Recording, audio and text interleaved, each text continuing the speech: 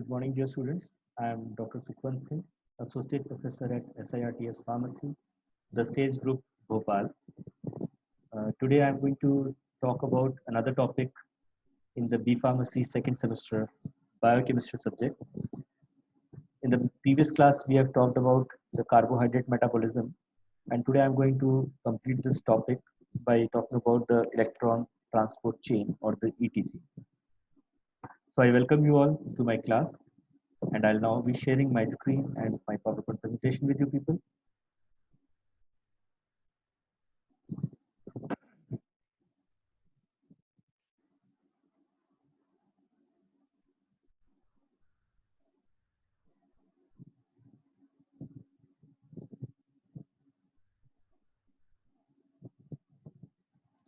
So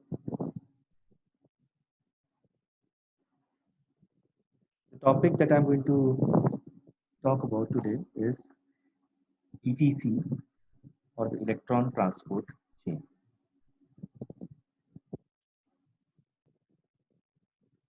So the objective of this lecture is very simple. We were talking about the production of ATP from various carbohydrate sources, and in this context, we have already discussed about the process of glycolysis and also about the process of TCA or the tricarboxylic acid or the Krebs cycle. Apart from this, I have also talked about the other processes like the Cori cycle and the other cycles. And now the topic that is going to summarize it all is electron transport chain, wherein we will be able to now justify and finally come to the conclusion how ATP is produced from the uh, complete carbohydrate metabolism. So the accounting of ATP so far goes like this: that from glycolysis we saw that the overall production of ATP was just 2 ATPs, and from the Krebs cycle also we got about two ATPs or 4 ATPs. So we have seen that the energy production from one molecule of carbohydrate or glucose uh, by the glycolysis and going into Krebs cycle is around 4 ATP. But life takes a lot of energy to run, and we need to extract more energy just than the mere 4 ATPs that was obtained, because the requirement of our body is very very high, not just 4 ATP. So the point is that we need a lot of energy, and the energy from catabolism is through ATP only, and this energy is utilized for cellular work. And normally a working muscle recycles over 10 million ATPs per second. So the point here is that only 4 ATP is not enough for us, and we will have to have some more energy. So now let us see how we do that. There is a better way. The better way is electron transport chain. What is electron transport chain? It is a series of molecules built into inner mitochondrial membrane, and a lot of processes taken out along its cristae through the transport proteins and enzymes. The transport of electrons down to electron transport chain linked to pumping of hydrogen ions to create a hydrogen ion gradient, and this yields as much as 34 ATPs from one molecule of glucose. So as we see that in glycolysis in Krebs cycle, we are getting very less amount of ATPs, that is just mere 4 ATPs. Whereas if we use this H plus gradient in order to generate ATPs through the electron transport chain, we see that we are able to yield almost 34 ATPs from only one molecule of glucose. So this is a very encouraging fact that if we go through the electron transport chain, we are able to generate a very high amount of ATPs. I request all the participants to please mute their phones. So the only factor with ETC is that this is possible only in the presence of oxygen. This is possible only in aerobic respiration.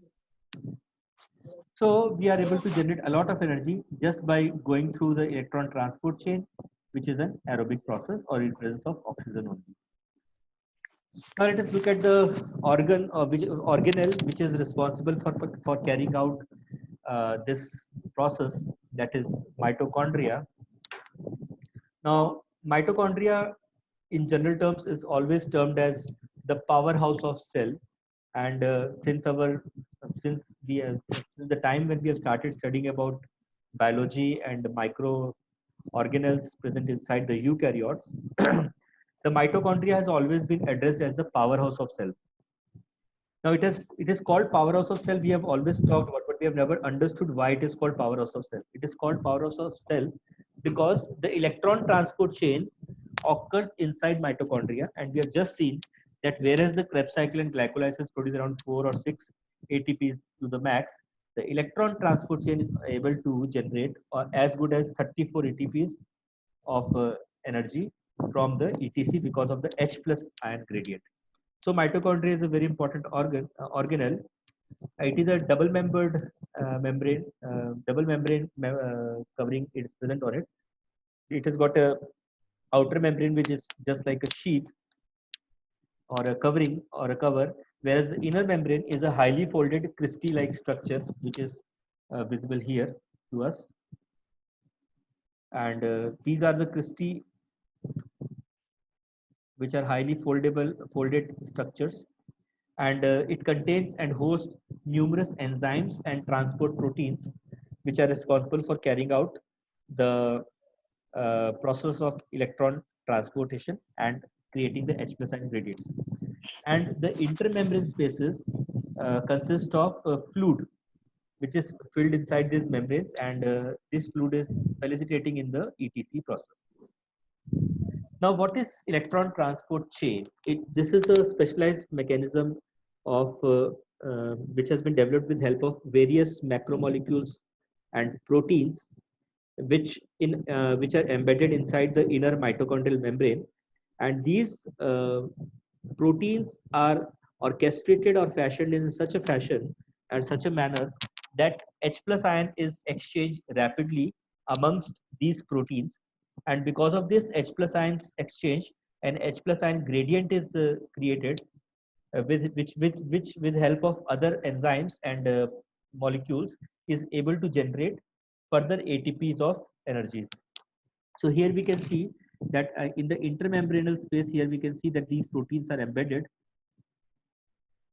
which are able to complete the process, and with help of the various enzymes like NADH dehydrogenase or cytochrome B complex or cytochrome C oxidase complex, with help of these macromolecules, the conversion of this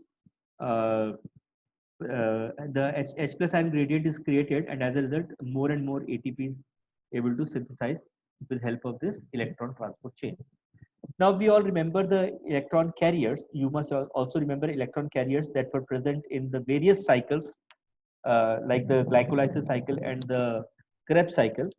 We have seen that in the glycolysis process, 4 NADH were synthesized from 2 NAD with the evolution of 2 H plus ion. So here we can see that 4 NADH was produced. And similarly, in the Krebs cycle, we saw that 8 NADH and 2 FADH2 molecules were created by the whole cycle. So these FADH and NAD, FADH2 and the NAD are just like our piggy bank. These are molecules which have the potential to create further energies. Okay, ATPs can be made from these FADH or NADH, and upon the processing of these piggy banks, or let us say energy stores, which will be able to give us energy in the electron transport chain. So basically these FADH and NADH are the electron carriers which are going to generate energy for us in the ETC. So what happens in this electron transport chain? Here we can see that this NAD, let us look at the example of this NAD. This NADH is converted to NAD plus H ion, and this transfers, this H plus ion gives us electrons and protons. Okay. Upon taking up the electron, this H will give you electron and protons. See here. So this NADH gives up H and NAD plus with help of the enzyme NADH dehydrogenase, and this H plus ion transfers from the mitochondrial matrix to the intermembranous space. Okay, so here we can see that one H plus ion is escaping from this protein. Similarly, another H plus ion is escaping from this protein through the FADH2 or FAD, and another one is escaping from this protein and from the water. And this is the process by which the intermembrane space will contain excessive amount of H plus ion, and therefore protein gradient will be uh, developed in the intermembranal space from the mitochondrial complex, because all the processes and the enzymes and the macromolecules are present inside the mitochondrial matrix, like the enzymes of NADH dehydrogenase or cytochrome PC complex or cytochrome C oxidase complex. These are all the enzymes that are present inside the mitochondrial matrix, and these are able to convert the energy carrying proteins or the energy carriers into H plus ions, and these H plus ions are sent out of the matrix into the intermembranal space where H plus gradient is built, or a proton gradient is built in the intermembranal spaces. So what happens next? Electrons flow downhill. Electrons move in steps from carrier to carrier downhill to oxygen. Each carrier molecule is more electronegative than the previous molecule. It undergoes a controlled oxidation, and therefore it produces controlled release of energy. So here we can see in this particular illustration that electrons are generated from food, which are high energy molecules, and then they trickle down from one molecule to another molecule, and henceforth to a low energy molecule. From high energy molecule, it converts itself into low energy molecule and formation of water. And in the process of converting from high energy to low energy molecule, it releases a lot of energy in form of ATPs. So this is how ATP is synthesized from large molecules to small molecules. Okay, so this is how large molecules are converted into low energy, large energy molecules are converted into low energy molecules with release of excessive amount of energy, which is synthesized in form of ATP. So this is the illustration. Again, here illustration is shown how these molecules pass on their energy in the amongst the multi-protein complexes, and as a result of the complete oxidation of H plus ion, we get ultimately water. Here water is produced. Okay, so this is how electrons flow downhill to oxygen.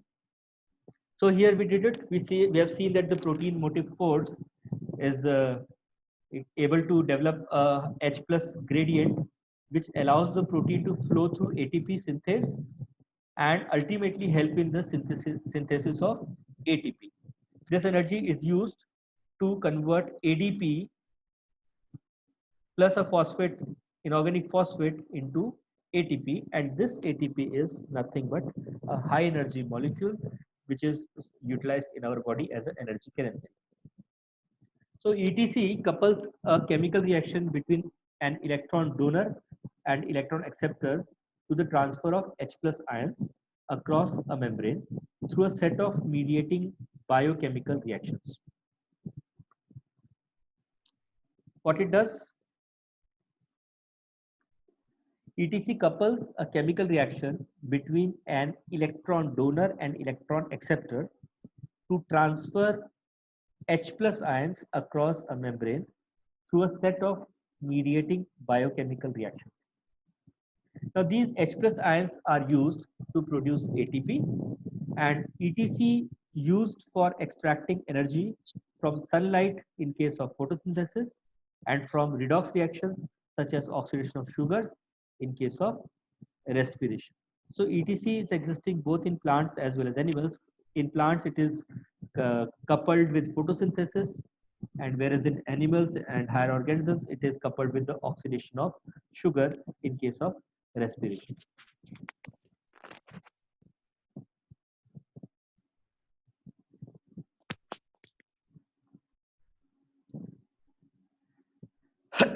So now let us talk about the cellular respiration. The components which are utilized or coupled with the electron transport chain are NAD and flavoproteins, which are hydrogen carriers in cellular respiration. Then there are some non-heme metalloproteins like FES proteins. These are contributing in the iron cycles between 3 plus and 2 plus states, or the ferric and ferrous states. Then we have ubiquinone or coenzyme Q, which is serving as a region to an anchor to the inner mitochondrial membrane.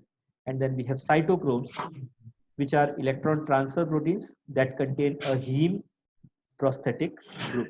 So these are the basic components of the ETC: NAD and flavoprotein, FES protein, coenzyme Q or ubiquinone, and cytochromes. Now let us look at the composition of electron transport chain. Electron transport chain basically consists of 4 large protein complexes. The complex 1, 2, 4, which are named accordingly. Complex 1 is NADH coenzyme Q reductase. Complex 2 is succinate coenzyme Q reductase. Complex 3 is cytochrome C reductase, and complex 4 is cytochrome C oxidase. Many of the components are proteins with prosthetic groups to move electrons. कहने का मतलब ये है कि ये जितने भी complexes हैं, कॉम्प्लेक्स 1 से लेकर 4 तक, जिनके नाम अभी आपको सामने दिखाई दे रहे हैं, ये सारे कॉम्प्लेक्सेस आपस में जिस प्रकार रिले रेस होती है ना, बेटन हम एक दूसरे को पास ऑन करते हैं, रिले रेस जिसमें 4 धावक होते हैं एक साथ, और चारों धावक एक दूसरे को एक बेटन पास करते हैं जिससे वो बेटन आगे बढ़ता जाता है। उसी प्रकार से यहाँ पे भी ये चारों रिले में एक दूसरे को मॉलिक्यूल्स पास ऑन करते हैं, और उन मॉलिक्यूल्स के अंदर से अल्टीमेटली इस प्रकार का प्रोसेस होता है कि H+ आयन जनरेट होता है, और ये H+ आयन जो है, ये H+ आयन को मेम्ब्रेन के उस पार पुश कर दिया जाता है, जिसकी वजह से मेम्ब्रेन के अपोजिट साइड पर या बाहर वाली इनर वाली मैट्रिक्स के साइड पर जो इंटरस्टिशियल स्पेस है, वहाँ पे बहुत सारे H+ आयन एक्यूमुलेट हो जाते हैं, और H+ आयन का ग्रेडियंट वहाँ पे प्रोड्यूस हो जाता है। तो जब ये ग्रेडियंट वहाँ प्रोड्यूस होता है तो उसको हम लोग एडीपी से एटीपी में कन्वर्ट करने के लिए उस H+ आयंस के ग्रेडियंट को हम यूज कर सकते हैं, है ना। तो इस प्रकार से आपका ETC जो है वो एडीपी से एटीपी कन्वर्ट करने में मदद करता है। So these are the 4 complexes 1, 2, 3 and 4, which are the 4 large protein complexes.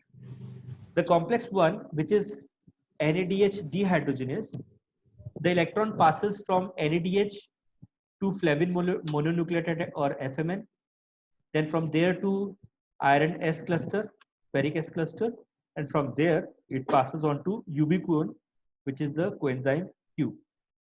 तो हमको यहाँ दिख रहा है कि इलेक्ट्रॉन जो है वो पहले NADH के पास से FMN में गया, फिर FMN से वो FES क्लस्टर के पास गया, और फिर FES क्लस्टर से वो अल्टीमेटली यूबिक्विनोन या कोएंजाइम Q के पास पहुंच गया। ये है आपका NADH डिहाइड्रोजनेस या कॉम्प्लेक्स नंबर 1। फिर कॉम्प्लेक्स सेकेंड है, इसका असली नाम है सक्सिनेट डिहाइड्रोजनेस। नाम से मालूम पड़ रहा है कि कॉम्प्लेक्स 2 भी एक एंजाइम ही है।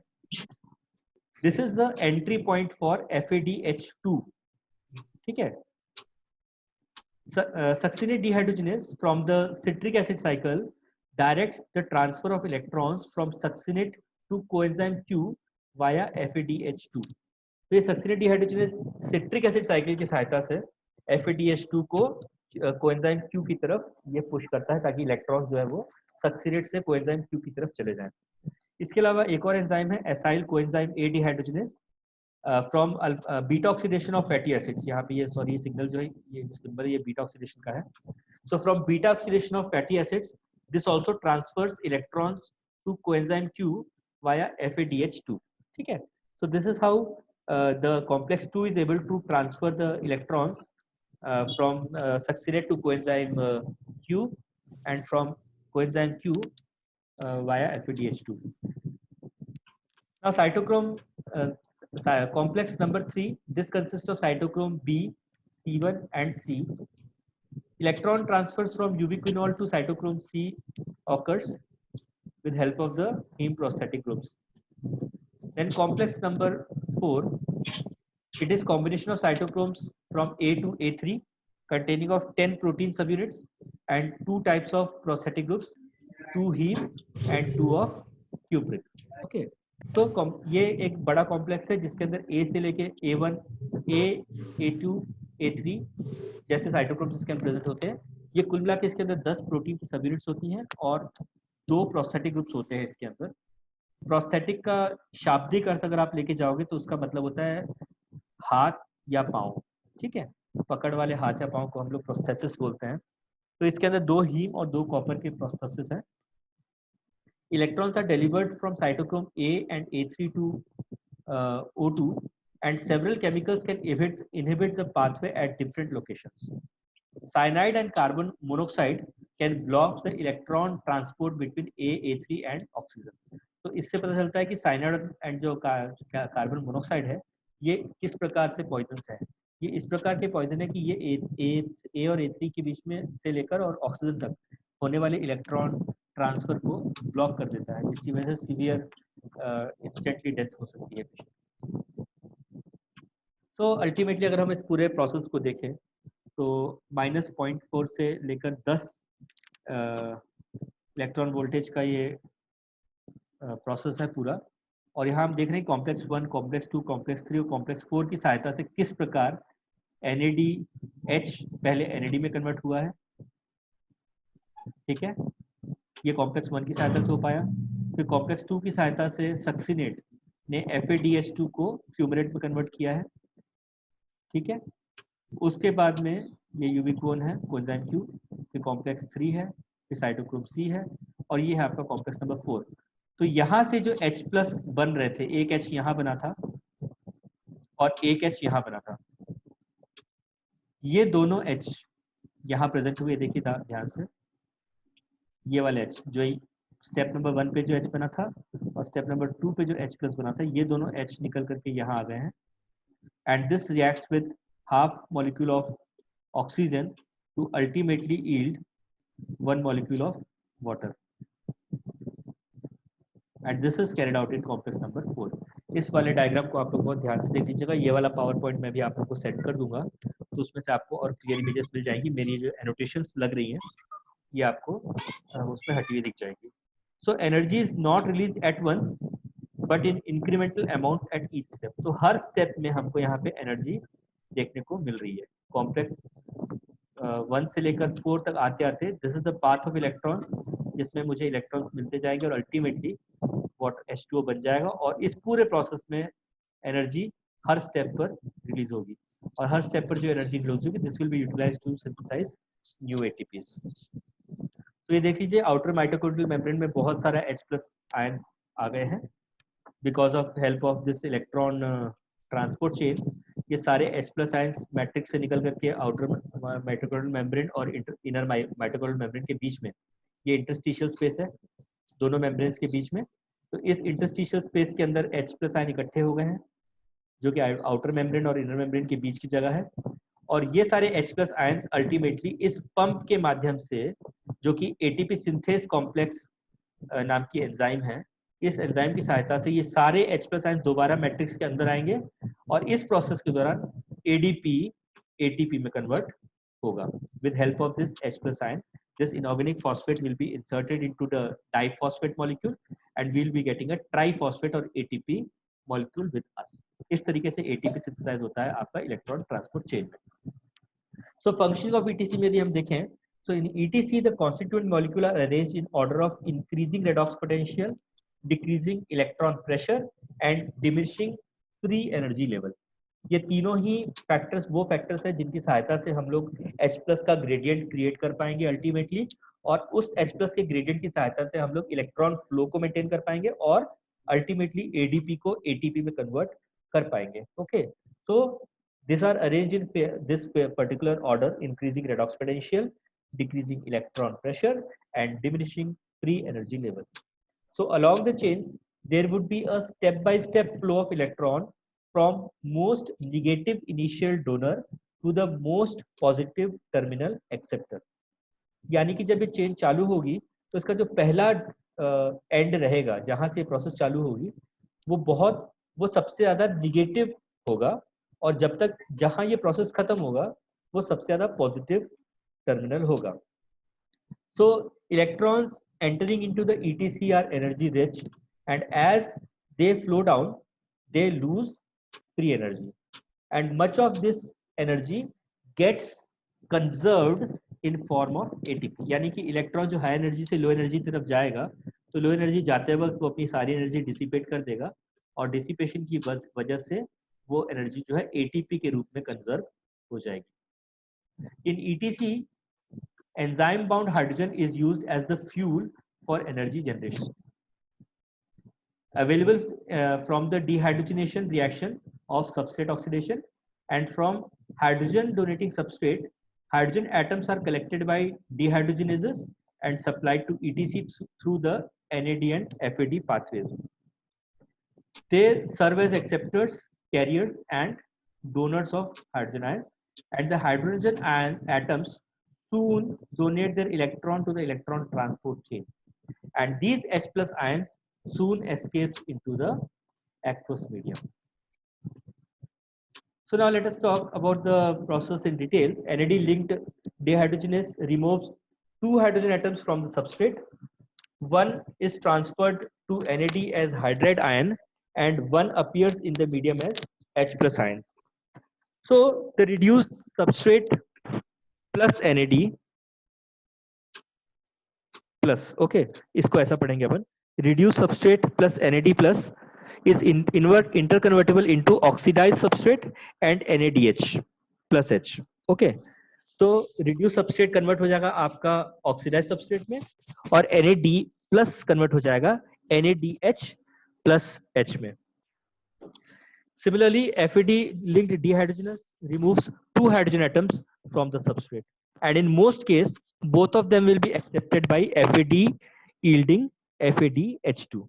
कैसे? Reduced substrate converted into oxidized substrate and FAD is converted into FADH2, and this process is interconvertible into each other. Now from the coenzyme channel, electrons are funneled to molecular oxygen through the chain of electron carrier. ये कौन-कौन से हो सकते हैं electron carriers? These include flavoproteins, FES complex, ubiquinone complex, coenzyme Q complex, and cytochromes. In respiratory chain, electrons are transferred in 3 ways: through the electrons as hydrogen atoms and as hydride ion, which bears 2 electrons. Okay, so electron respiration chain में electrons transfer करने के 3 मुख्य तरीके हैं.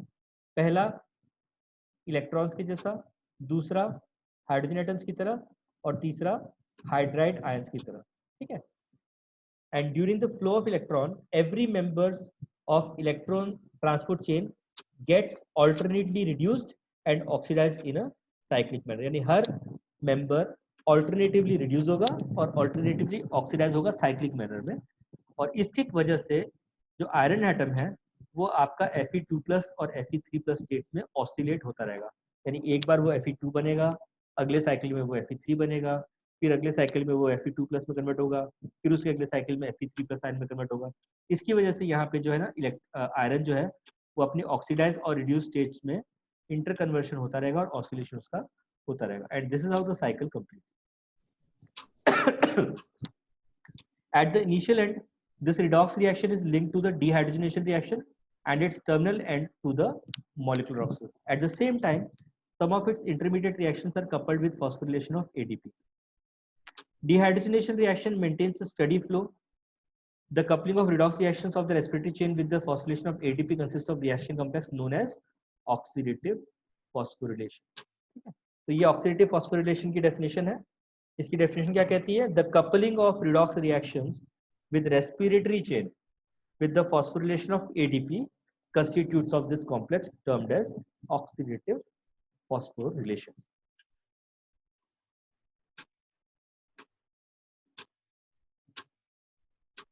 So now let us talk about oxidative phosphorylation. ये हमारे syllabus का इस यूनिट का आखिरी टॉपिक है. आरजीबीबी में अक्सर ये क्वेश्चन पूछा जाता रहा है, इसलिए मैं इसको आपको शॉर्ट में समझा देता हूँ. हालांकि इसके ऊपर ऑक्सीडेटिव फॉस्फोरिलेशन के ऊपर शॉर्ट नोट या 3.5 मार्क्स का क्वेश्चन अक्सर देखा गया है, या फिर 14 नंबर के सवाल के अगर 3 टुकड़े हो तो उसमें से एक टुकड़ा अक्सर ऑक्सीडेटिव फॉस्फोरिलेशन होता है, यानी इसका वेटेज जो है वो अबाउट 1/4 ऑफ अ क्वेश्चन या 1/3 ऑफ अ क्वेश्चन होता है. So the electron transport chain moves electrons from NADH and FADH to oxygen, and in the meantime ADP is phosphorylated to ATP. ये किस रिएक्शन की बात हो रही है, मैं आपको बात बैक करके बताता हूँ. ये जो स्टेप था, ये वाला स्टेप, ये आपका ऑक्सीडेटिव फॉस्फोराइलेशन है, ये वाला स्टेप, ठीक है, जिसमें एडीपी इनऑर्गेनिक फॉस्फेट के साथ मिल करके H+ आयंस को ऑक्सीडाइज करते हुए एटीपी में कन्वर्ट हो रहा है, इसलिए इस प्रोसेस का नाम है ऑक्सीडेटिव फॉस्फोराइलेशन. ठीक है. So the electron transport chain moves electron from NADH and FADH to oxygen, and in the meantime ADP is phosphorylated to ATP.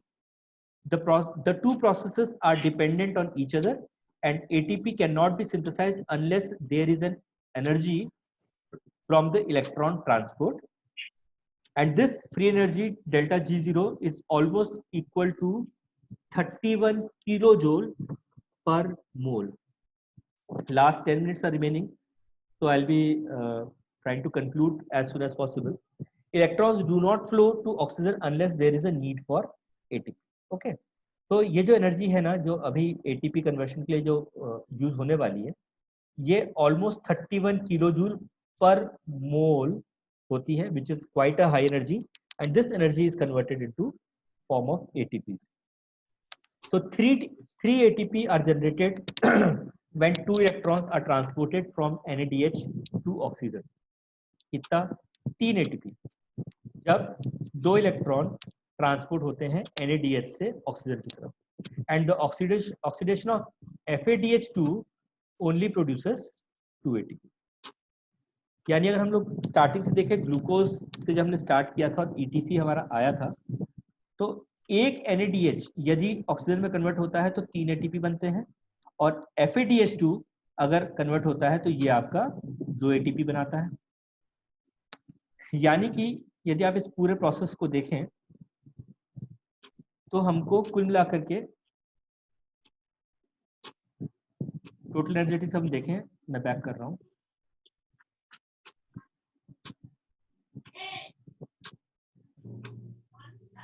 देखिए,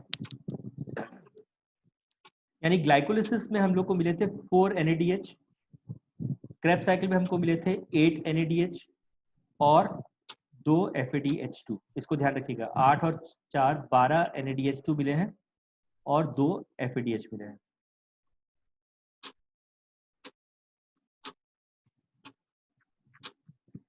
बारह NADH,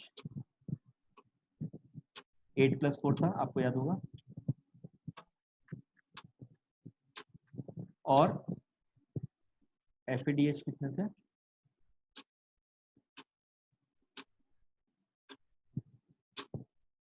2 FADH2 थे. ठीक,